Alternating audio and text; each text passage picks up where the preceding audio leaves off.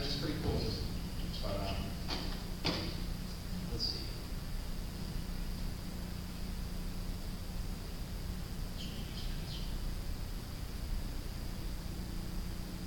All right. Oh yeah. So here. So this guy has taken and I don't know if you can see, but the inside of the sword has that like weird curvy thing going on right here. So that was that original piece that he smashed together. So that's a really cool Damascus part of it. And then he's ground that down. Each of these sides is a really nice like kitchen knife style steel, and then he made it into a point at the end. So what he's going to do now is he's going to take and temper it. So tempering is actually what happens to like all modern knife blades. It's a way of making sure that you're actually able to keep a really firm edge while not necessarily being too brittle. So you'll actually take and heat up something to a specific point that's based on chemistry, and then you'll quench it. So you go from really hot to room temperature almost immediately. Then you actually take it and you throw it again in your mother's oven at 300 degrees for about 2 hours or so. And then that'll take and it'll remove all the internal stresses so that you actually won't break. That's kind of weird because like it really sucks the first time you spend a lot of time on a sword and then it breaks because you didn't do it right. And that's like 12 hours you just wasted. So right now he's throwing this in a really nice furnace that again I do not have. I just dug a ditch in my mother's yard and I would put a bunch of coal in it and then I would cover it with a bunch of rocks and then I would use a leaf blower to blow through and get the coal to get to the temperature that you need. And then I pull it out and I punch it. So he's going to get way high. And then he'll pull it out and then he's going to punch it in poly oil. So odd thing, it was just an interesting factoid. I got to go see a blacksmith work. He said to never use gloves. So he actually made me promise that I would never ever use gloves while I was blacksmithing. Because you are more likely to hurt yourself if you grab something with a glove because you won't realize it's hot before it's done a lot of damage. So I actually have quite a few scars on my hands because I don't use gloves. But it also makes you absurdly careful. So in this guy's case, you got good old leather apron. He's going to throw this in a vat of oil.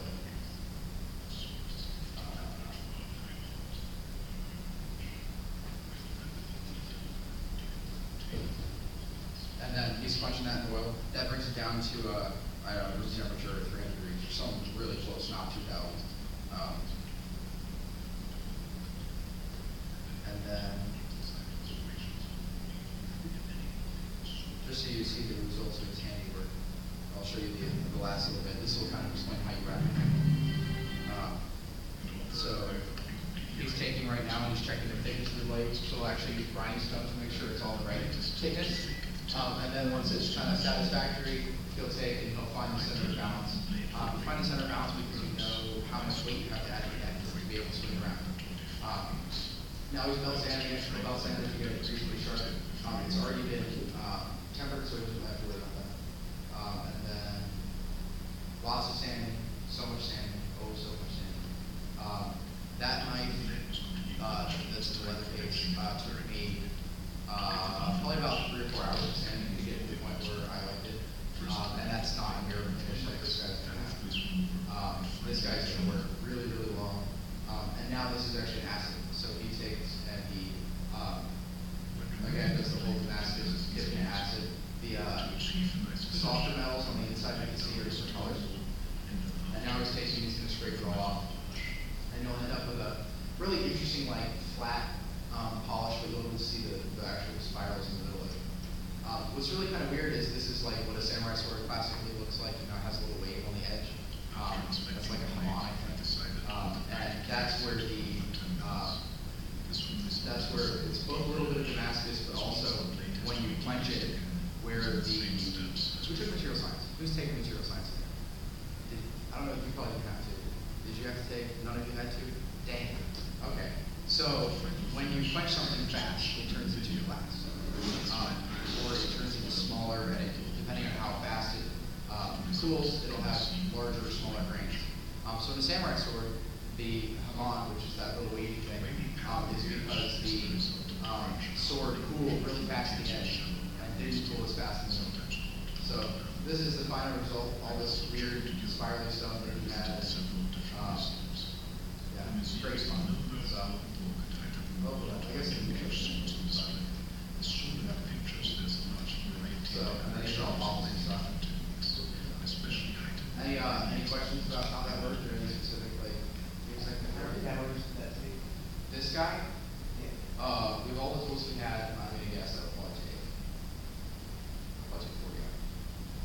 The swords I make, I purposely don't bring to like a mirror finish because I'm just going to use it to hack away at something. So when I make a sword, it probably takes 20 hours. But I'm also not using really high quality steel. I use welder stock because I cheat. So welder stock is just the really dumb, like mild steel you buy at Home Depot. But it's also the only stuff I can really get reliably. So you go spend $6 and you get a bar of steel yay big. And it actually shouldn't blanch. And it shouldn't harden when you punch it, but the theory is that there's actually enough lead in it because it's all made in China, that it will actually get hardened when you punch it. So it's really just a chunky piece of steel. So this guy is effectively taking and it's like sharpening a kitchen knife. Sharpening a kitchen knife is kind of difficult. He's doing that over and over and over again for 40 hours after having been able to use a power hammer. For me, I don't really need to do that, but at the same time, I don't have to actually go from like bars of steel this big to a long bar. I started with a big bar and then I'm just using grinder to bring it down from there. So, yeah, it's a little cheating on my end, but hey, it's what I got and it's what I can do in my house. So, yeah, pretty fun. What's the difference between this and like katana when you're making it? So a katana actually has a core. I can actually pull a diagram of that. Okay, so I'll probably move this and just show you, but I can talk while it's playing. So a katana takes and they take and they do kind of a Damascus thing. So this guy's doing it by hand. That's really hard. So he's doing this by hand, which means that he is taking and doing all that stuff that the guy was doing with the power hammer with just a hammer. So what they take with the katana and they actually make a kind of a tower of iron ore. So they go and they collect a bunch of black iron sand from some place in Japan, I have no idea. And they put it in a tower full of coal. And they light the coal on fire and they pump air in it for days. And then all of the iron melts down into a big pit at the bottom. When they've done that, they effectively pay someone to take a hammer and smash at it until it breaks into a bunch of different pieces. Then you have the mild steel, you have the hard steel and all that. And then the guy will take and make bars of mild steel and hard steel. He'll take and kind of like I said, the really soft metals in the middle so that when you smash something with a sword, it deflects instead of breaks. They'll take the really cheap steel and they'll put it in the middle of the sword, and then they'll wrap it in like a clamshell of Damascus steel that is so layered, really high quality steel. So at the end you end up with a middle like bar of cheap steel surrounded by a nice little shell of really nice looking and very good strong steel. So they're currently just hammering away at this, and this is the old-fashioned yeehaw samurai way of doing things. This guy is probably a polisher. So he'll take it, his job is to take and effectively rub it against the sandstone for hours on end. And this is the way the Japanese did it, as opposed to just using a power grinder like us Europeans. But yeah, this guy would probably spend hundreds of hours getting a real katana down to the level at which you were able to do stuff. I guess talking about grinds on blades, this throwing knife that I made, food knife, whatever. By the way, this is a spoon, again, from my mother's kitchen that she doesn't know she doesn't have, but that's the holder in my room. This thing is actually kind of like a teardrop shaped knife. So that's because when I throw it in a tree, I don't want it to break. So it's purposely fat, but you would never use it to like cut or anything. You never use it to dice anything. So that is as opposed to the knife Shotgun are so aptly playing with, which is flat ground. So this guy, if you were to break this in half, would look like a triangle. So I took it from 1/8 of an inch to the edge, and then it goes all the way down, almost in a wedge shape. So that's far more what your kitchen knife would be like. Because a kitchen knife, you want to be able to slice stuff, you want to be able to do stuff pretty finely, and you're not throwing it in trees oftentimes, unless you're me. So this guy, a katana, is actually usually a flat grind. So they have to take and they have to remove quite a bit of metal. Again, I cheat because the little boot knife that I have, I really just had to kind of like grind until I kind of made a curve looking thing and called it a day. Whereas this guy has to actually take and do stuff the hard way. So, yeah, this guy is probably finishing it up right about now. He's going to make the actual handle. This is actually pretty cool. I've done this before. You take and cut a bunch of paper and leather and you layer it together on top of a bunch of wood. And then he does the classic like ribbon. You kind of cross the ribbon every other way and you wrap it around. And that's a really interesting skill to learn. It's also all friction fit. There's no glue. So it's interesting because if you do it right, your hand will stay on. If you do it wrong, you swing at a tree and then the sword blade goes flying in the forest and you have to go catch it. So do not try it at home. So this guy's actually, yeah, currently does a bunch of, actually this is the same stuff my wall's made out of. That is stingray leather. So they use that because it's really strong and it doesn't compress. It's made of calcium. So, and then the guy's going to take and he's going to spend quite a long time wrapping and wrapping and wrapping and wrapping and wrapping and wrapping. And then at the end, he'll assemble the sword and puts on this thing, which is like the tank that my mic has. And then on top of that, he's going to wedge on a couple washers to keep it in place. He's going to take the handle, he ramps on the handle, and then the thing kind of gets stamped in place. And then he's probably going to use a pin to go in a hole and then hold the thing on. This is what I was talking about earlier. This is a come on. That's where this is really fine because it cools fast when you punched it. And this is the, not cheaper steel, but that's the steel that cools slower. So it's interesting that it just so happens you can see this difference. So that's really, really hard steel, and then this is the softer steel that would prevent it from actually breaking. So, yeah. And then, Master Swordsman does his thing. There's the pin that holds it together. So that's a samurai sword, and it's a little different than a European sword because it is just a different thing. There wasn't as much like plate armor there, so you were slicing through leather and stuff. So it's pretty interesting. It's a different type of thing. I've done it a couple times, and it's not my favorite, I guess, but it's interesting in and of itself. Anyone have a question? Yes. What is your favorite alloy to work with?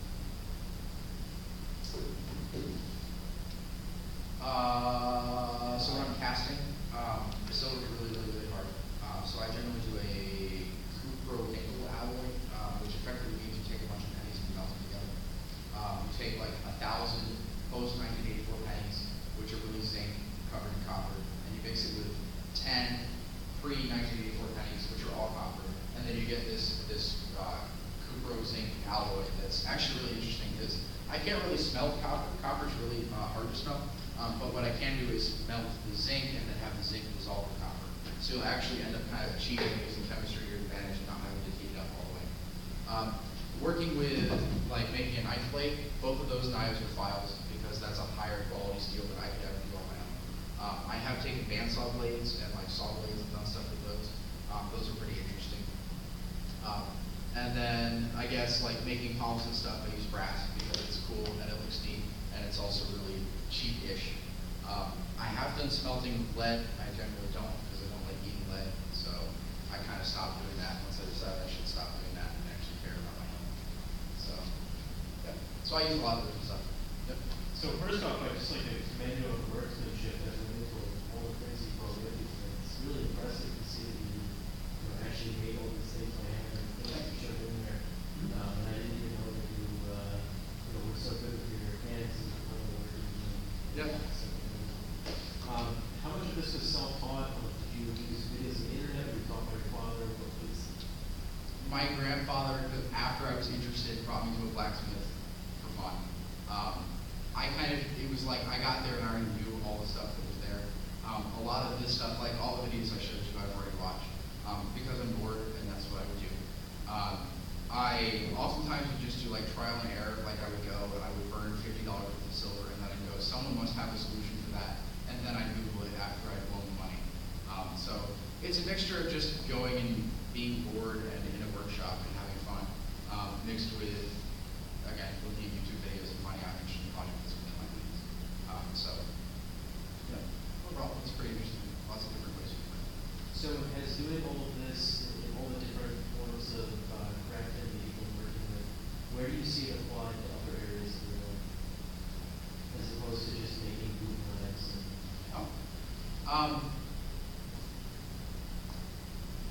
so it's interesting because I can tell when a mechanical engineer tries to cheat because I don't really use glue for anything.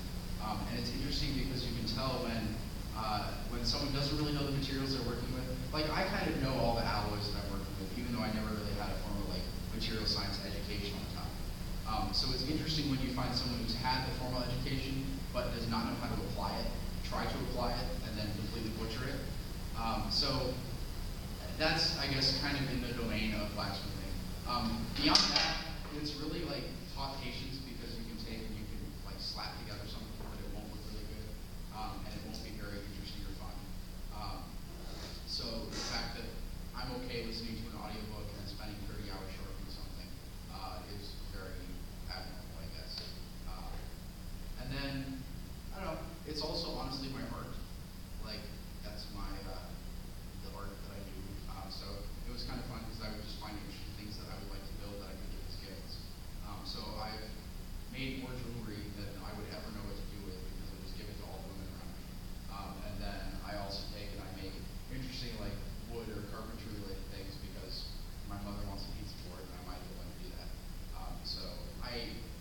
cool because I can give pretty unique gifts and have fun building it, so. Yeah, I mean, it just seems to me like a lot of the lessons that you must have learned, a lot of the techniques that you practice to build some of these things could probably be applied to what you do now, that you build with whatever companies you work with in the future. Yep. Like it seems to me that learning that wax molding technique probably helps you understand how plastic injection molding works.